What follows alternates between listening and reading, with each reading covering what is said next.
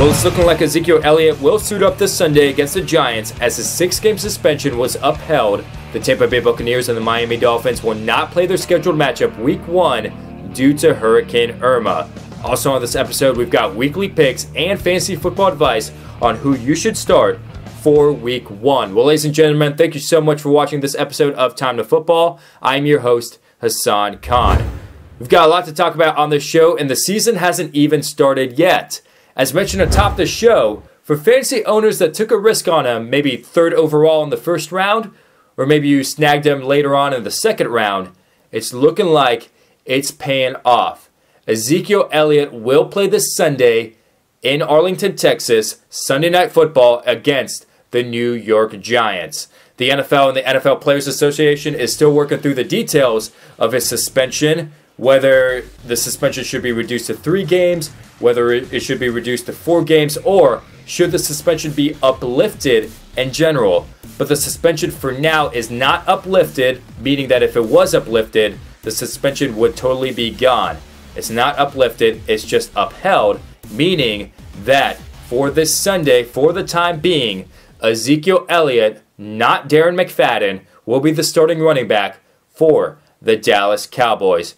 And moving on to a little bit more somber news, Hurricane Irma, Category 5 hurricane, is having its effect in the National Football League as well. Obviously, our thoughts and prayers are with those people down in the Caribbean and Trinidad and Tobago, in Puerto Rico, and South Florida as well. The hurricane is going to hit South Florida this Saturday, meaning that the Sunday matchup with the Tampa Bay Buccaneers and the Miami Dolphins at Hard Rock Stadium in Miami will not happen in Week 1. Instead, it is rescheduled to Week 11 due to the teams having the same bye week in Week 11. The NFL thought that this just worked out perfectly, and the Buccaneers and the Dolphins will just have that matchup moved to November 19th, Week 11. Scheduling-wise, this works out perfectly for the NFL, but you got to be concerned about player safety. Come Week 17, these two teams have the capability and the talent to fight for a playoff spot, to fight for a wildcard spot, to fight for a division title. They're going to have to play 16 straight games without a rest in between. Yes, Week 1 technically counts as their bye week, but their bodies don't really need that much of a rest. The NFL is more concerned about giving the players the time to be with their families, to prepare for the storm, which is rightfully so, makes a lot of sense. But unfortunately, there was a lot of talk that maybe the Buccaneers and the Dolphins would play at a neutral site this Sunday, whether it be Pittsburgh, whether it be New Orleans, or anywhere else besides South Florida. However, that doesn't seem like it's going to work out, and unfortunately, the Buccaneers and the Dolphins do have to play 16 straight games, and unfortunately, what's even worse is that Hurricane Irma could have a major impact on South Florida. Well, ladies and gentlemen, because of that, we go from 16 games down to 15. And it kicks off when the Kansas City Chiefs travel to Foxborough, Massachusetts to take on the defending Super Bowl champions, the New England Patriots.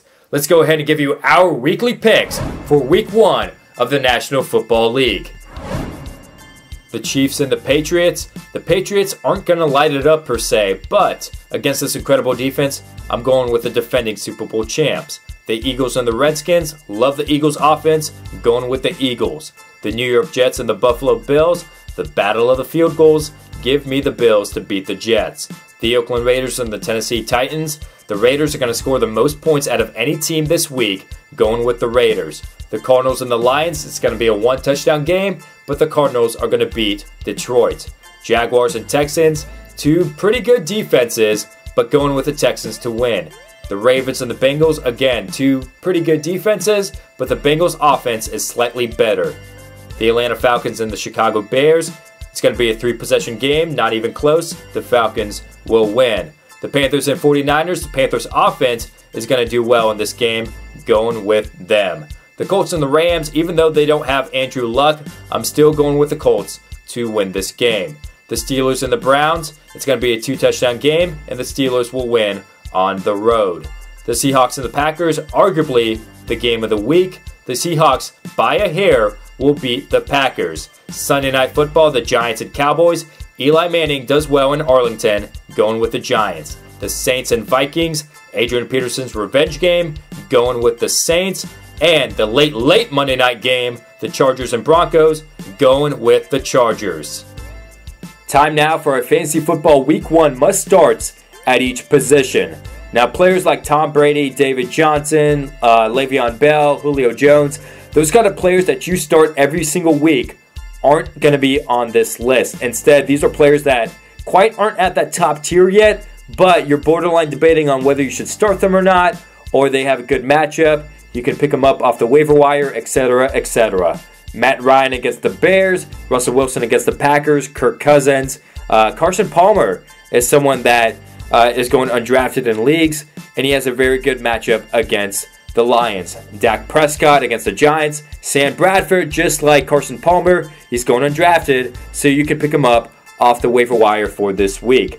Matthew Stafford against the Cardinals, Mariota against the Raiders, Cam Newton against the 49ers, and like we mentioned before, Eli Manning does well against the Cowboys.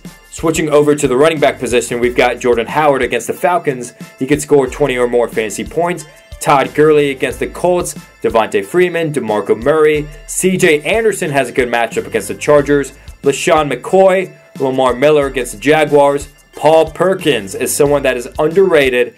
And if you're desperate at the running back position, maybe at a flex option, go ahead and start Paul Perkins. Dalvin Cook as well if you need a good flex option. And Isaiah Crowell against the Steelers. Over at wide receivers, Des Bryant, Michael Thomas, T.Y. Hilton. I'm not that big on him while Andrew Luck is out, but he is someone that you should start every single week. And in this matchup against the Rams, I would go ahead and say that he'll do just fine. Pierre Garçon against the Panthers, Demaryius Thomas, Golden Tate. Hey, it could be Marvin Jones, it could be Kenny Golladay.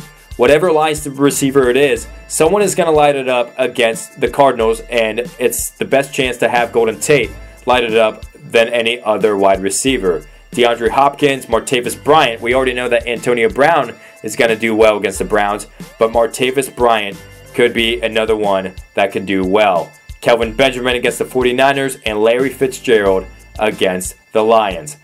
Tight ends. Jordan Reed has a mediocre matchup against the Eagles, but he is someone that you got to start every single week because he gets a lot of targets. I'm going to go ahead and say start Jordan Reed. Kyle Rudolph, Zach Ertz, Delaney Walker, Tyler Eifert, Jimmy Graham against the Packers. Jason Witten is someone that does historically well against the Giants. CJ Fedorowicz, I'm telling you guys, he's going to do well this year. A sleeper tight end. Pick him up off the waiver wire if you need a tight end. Eric Ebron and Jack Doyle is also another sleeper. Over at kickers, we have Kai Forbath, Matt Bryant, Chris Boswell, Ryan Suckup, Graham Gano, Dan Bailey, Mason Crosby, Brandon McManus, Blair Walsh with the Seahawks, not the Vikings, and Steven Gostkowski always seems to do well with the Patriots. Defense and special teams, the Jaguars improved this offseason. I like them against the Texans. The Rams against the Colts without Andrew Luck. The Steelers, the Chargers, maybe an option that you may want to stream this week against the Broncos, and vice versa. The Broncos are going to do well against the Chargers. We've also got the Texans and Jaguars. That's going to be a low-scoring defensive game. Go with the Texans or the Jaguars at defense. The Panthers, the Bills against the Jets. The Cardinals against the Lions offense. The Lions offense is pretty good, but the Cardinals do have the potential to cause a lot of turnovers, to cause a lot of sacks. I like the Cardinals against the Lions. And the Falcons against the Bears. The Falcons, just like the Cardinals in this matchup, might give up a lot of yards, might give up maybe a lot of points. I predict the Bears to only score 10 points in this game, but the Falcons defense is someone that you may want to stream this week just because the Bears offense isn't that good. And ladies and gentlemen, as they say at Chipotle, that is a wrap. Don't forget to like this video, leave a comment down below, subscribe to this channel. Also, hit me up on Instagram and the Twitter at It's Hassan Khan. Also, check out the new Facebook page, facebook.com/Time2Football. And check out the newly designed TimeToFootball.com. And remember, this is the place to go for your NFL news, content, entertainment. Anyone knows I'm here to deliver the best thing out of the NFL since David Tyree's helmet catch in Super Bowl 42. I have ambitions of being an NFL sportscaster, the voice of the voiceless, and the kid with the bullet soul, telling you too can pursue your passions if you just stay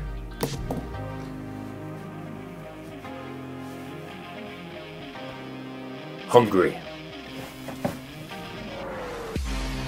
Boom! Ha ha ha! See you next week.